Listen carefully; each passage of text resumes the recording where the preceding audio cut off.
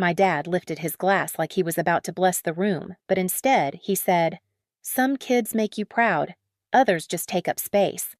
The table burst into laughter. My brother smirked. My mother looked down. And me. I just smiled back at the man who'd spent my whole life pretending I was invisible and said, "Good thing I just got my own place 3,000 miles away." The room went silent, forks frozen midair. They thought that was the moment everything changed. They had no idea what I had already discovered or what I was about to expose. I grew up in a house where pride had a shape, a sound, a chosen direction, and it was never pointed at me. From the outside, our place in Indianapolis looked like any other quiet suburban home. Neighbors waved from driveways, kids biked along the street, and every fall, the maple trees lit up the block like a postcard. Inside, though, everything revolved around my father's definition of worth, and that definition began and ended with my brother Mason. He was the golden child long before either of us understood what that meant. His football trophies lined the hallway like a glowing shrine polished every Sunday. My certificates, they lived in drawers stacked under old manuals. Dad used to clap Mason on the back so hard the sound filled the house. When I came home with a science award, he'd say, "That's nice, Nora. Don't make your brother feel bad." A lifetime of small cuts delivered with a smile. Mom wasn't cruel, just scared of conflict. She'd fold napkins when Dad raised his voice, stir pots that didn't need stirring whisper. "Just let it go, sweetheart." Her silence hurt more than anything he said because it taught me early that my feelings took up too much space. The basement became my refuge. It smelled like metal and dust and safety, while upstairs echoed with ESPN highlights and Mason's victories downstairs belonged to me. I fixed broken radios, rebuilt cheap keyboards, soldered wires until my fingertips tingled. Machines didn't care about favorites. They only cared if you listened. Grandma Eleanor was the only one who ever listened to me that way. She'd visit on Saturdays with warm pastries and warmer eyes, asking about whatever project cluttered my workbench. "You see the world differently, Nora," she'd say. "Don't let anyone tell you that's wrong." She said it softly, like she knew my house wasn't a place where softness lasted long. By the time I turned 18, I had perfected the art of being quiet and useful, Dad's preferred combination. When I was accepted to a top engineering program across the country, he barely looked up from the newspaper. That far, he muttered, "Figure it out yourself." I did. I worked nights, saved every dollar, and boarded a plane with a backpack and a scholarship letter that no one had congratulated me for. I used to think distance would make him see me, but distance doesn't fix what someone refuses to look at. And that Thanksgiving night when he lifted his glass and said I took up space, I finally understood something. He'd never see me at all. But someone else was about to. For a moment after my father's toast, the room felt tilted like gravity had shifted just enough to expose every crack we'd been pretending wasn't there. Mason snorted into his wine. His kids whispered, not understanding the words but recognizing the joke. My mother's eyes stayed glued to her plate, her fork tracing the same line over and over. It was the kind of silence that doesn't protect anyone, it only tells you exactly where you stand. I should have cried. I should have argued. That's what they expected. Instead, something inside me clicked into place, quiet, steady, undeniable. I lifted my glass and smiled. A real smile, not the practiced one I'd spent years perfecting for their comfort. "Good thing I just got my own place 3,000 miles away," I said, letting each word land with the softness of a blade. Then I added, "Don't worry. You'll never have to make space for me again." Forks froze mid-air. A chair squeaked. Even the kids stopped whispering. My father's jaw tightened, not because he felt guilty, but because for the first time in his life I had stepped outside the script he'd written for me. Mason blinked, confused, like he couldn't decide whether to laugh or defend the hierarchy that had always benefited him. I set my napkin down, pushed my chair back, and stood. "Thanks for dinner," I said. Calm, controlled. My mother whispered my name, barely audible, as if calling me too loudly would draw fire toward herself. But I wasn't walking away to make a scene. I was walking away because I finally saw the truth of that table, who sat, where, who mattered, and who never would. Outside, the air was cold enough to sting. The Hale house looked exactly the same as it had my entire childhood, but suddenly it felt smaller, almost fragile. I could still hear their muffled voices inside, first confusion, then annoyance, then dismissal. The usual pattern. They'd tell themselves I was dramatic, ungrateful, sensitive, but none of them followed me out the door. As I drove through the empty streets of Indianapolis, memories unfurled one after another, Mason blowing out candles on a cake that spelled "to-our star" while my own birthday passed with a plain supermarket dessert.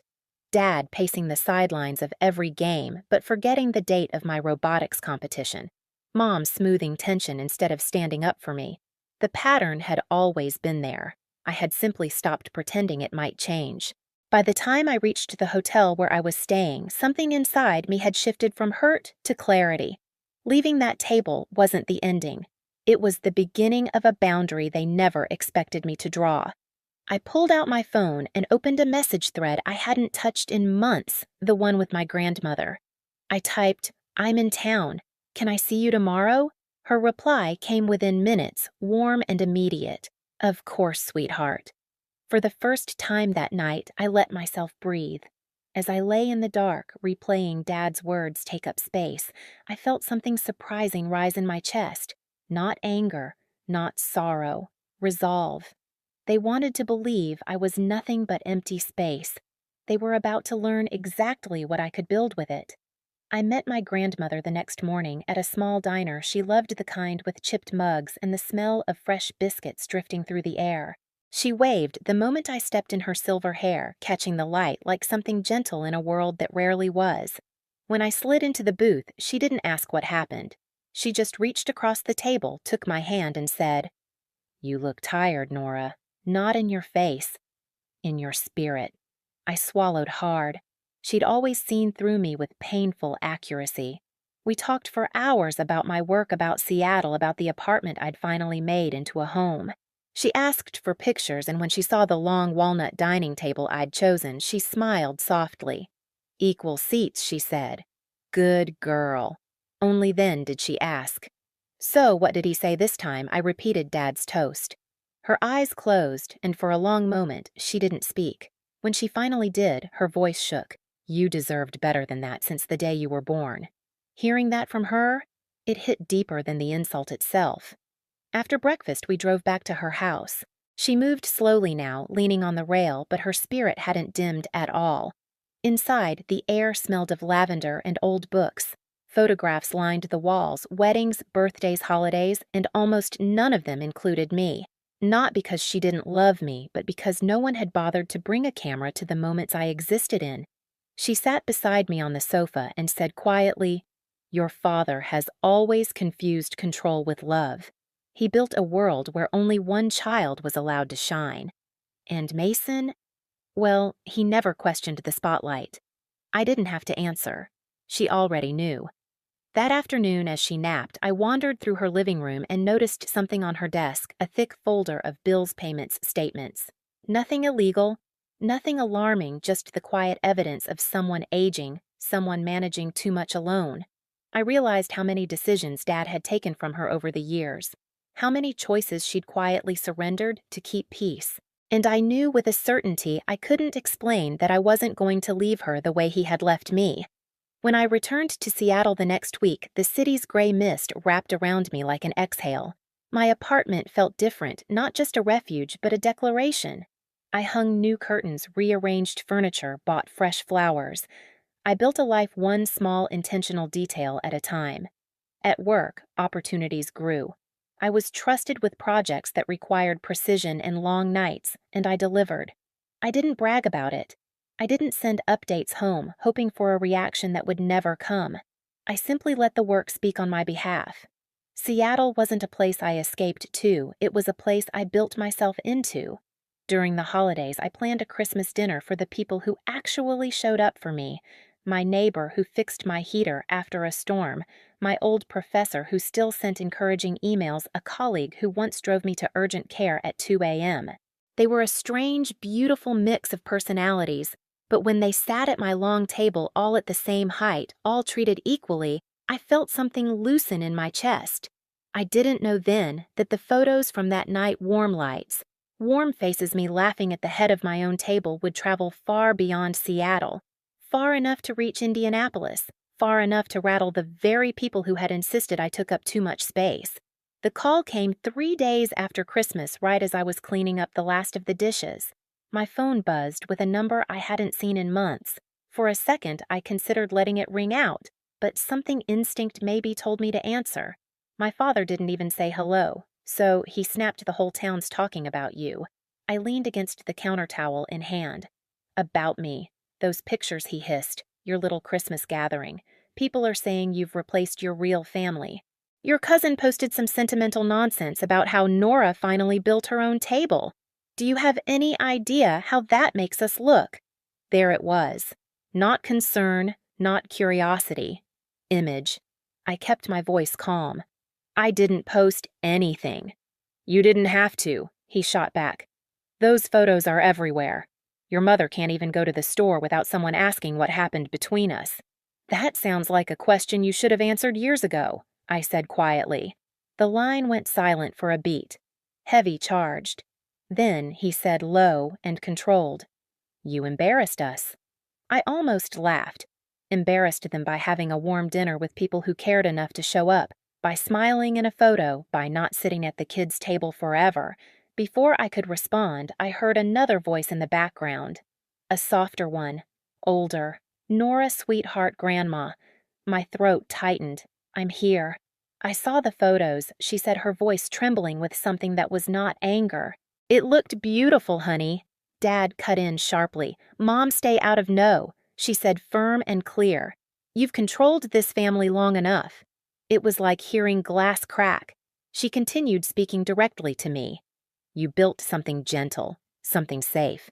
That's nothing to be ashamed of. I closed my eyes. Thank you. My father started pacing. His footsteps were loud through the speaker. You think you can just run off, make a show of independence, and act like we're the villains? I opened my eyes. Dad, you lifted a glass and told a room full of people that I take up space. That was a joke. It wasn't, I said softly. And you know it. He inhaled sharply, and suddenly his tone shifted, less bark, more bite. You're coming home for New Year's Eve. We need to fix this. There was a time those words would have made me feel obligated, guilty. Not now. I'm not coming back to that house unless we sit at the same table. Equal seats. No head of the table. No hierarchy. If you want a conversation, that's the condition. Another long silence. Then he said, Fine. I didn't expect that. The next day, my parents arrived in Seattle. The knock on my door felt like a pulse, steady foreboding. I opened it to see the two people who had shaped my childhood in every painful way. My mother avoiding eye contact, my father trying to hide the way his gaze flicked around my apartment, searching for something to criticize. Nice place, he said, as if the words tasted strange. I didn't give him time to twist the moment. Dinner's ready. The long walnut table stretched across the room, lit by soft lamps and the glow of the city beyond the windows. 3 chairs, all identical, no head seat. My father noticed. He said nothing. We sat. My mother complimented the meal, her voice thin. My father ate in silence, his jaw moving like he was grinding more than food. He glanced at the photos on the wall, me with colleagues, friends, neighbors, but none with him. I didn't apologize for that. Halfway through dinner, he finally spoke. So, you're doing well. I set my fork down. I am. And you didn't think to tell us I met his eyes. You've never wanted to hear it. He looked like he was about to argue, but Grandma's voice from the phone call must have still been echoing in his head, because instead of exploding, he slumped back in his chair and exhaled. Maybe we didn't do everything right. The understatement of a lifetime. My mother's eyes filled with tears. Nora, we never meant to make you feel less. I didn't soften, not yet. Intentions don't erase impact. Dad's face tightened. We protected Mason. He needed more. He needed more because you handed everything to him, I said, and I learned to survive alone. His mouth opened, then closed. For the first time, he looked small. I didn't attack. I didn't shout. I simply told the truth. the truth I'd been carrying like a stone in my chest for years. You told people I take up space, but I built a life 3,000 miles away from you. I built my own table, my own family, my own peace. My father flinched, not dramatically, just a slight twitch in the jaw. A break in armor. Then he whispered something I never expected to hear. I didn't know how to love you the way you needed. My mother reached across the table, hesitant, trembling. Can we try, even if it's slow? I leaned back, the city lights behind them flickering like a heartbeat. I'm not coming home, I said, but you're welcome to visit if you sit as equals. If you show up the way you didn't before. My father nodded once, stiff but sincere. We'll try. It wasn't forgiveness. It wasn't a perfect ending, but it was the first crack in a wall I'd spent my entire life standing outside of. When they left, the door clicked shut behind them with a softness that didn't sting this time. I walked to the balcony, letting the cold air rush over my skin, and realized something I hadn't just stood up for myself at that Thanksgiving table. I had rewritten the rules, and for the first time, my father had followed them. When New Year's morning broke over Seattle, the city felt washed clean, like someone had turned the volume down on the world. My apartment was quiet again, no tense footsteps, no forced small talk, no unsaid accusations hanging in the air. Just stillness, a kind I'd never been allowed to have in that old Indianapolis house. My parents' visit hadn't solved everything. It hadn't erased the years I spent shrinking myself to fit the space they offered. But something had shifted, subtle, almost fragile. A beginning, not a fix. Later that week, my grandmother called. Her voice was warm, relieved. He told me what happened, she said. He didn't yell. He didn't blame. He listened. I leaned against the window, watching fog move over the rooftops. I don't know what comes next. You don't have to, she said. You just have to keep choosing yourself. Choosing myself looked like small things, cooking dinner at my own pace, inviting friends over, walking through the city without feeling like I owed my existence to anyone. I found a quiet joy in rebuilding intentionally, slowly, without apology. At work, someone congratulated me on a project I'd led, and I let the compliment land without brushing it off. I realized how many years I'd rehearsed humility just to avoid being resented at home. I wasn't running anymore. I wasn't hiding in a basement waiting for permission to shine. One evening, as I set a single plate on my long table, I paused. That table had started as a symbol, a rebellion, a boundary. Now it was something gentler. A promise that whatever my family chose to do or not do, I'd built a place where I belonged, where I took up space fully, finally, and without fear. New Year's night settled over the bay like a soft curtain, and for the first time in years, I felt completely steady. Not because my family had changed, but because I finally had.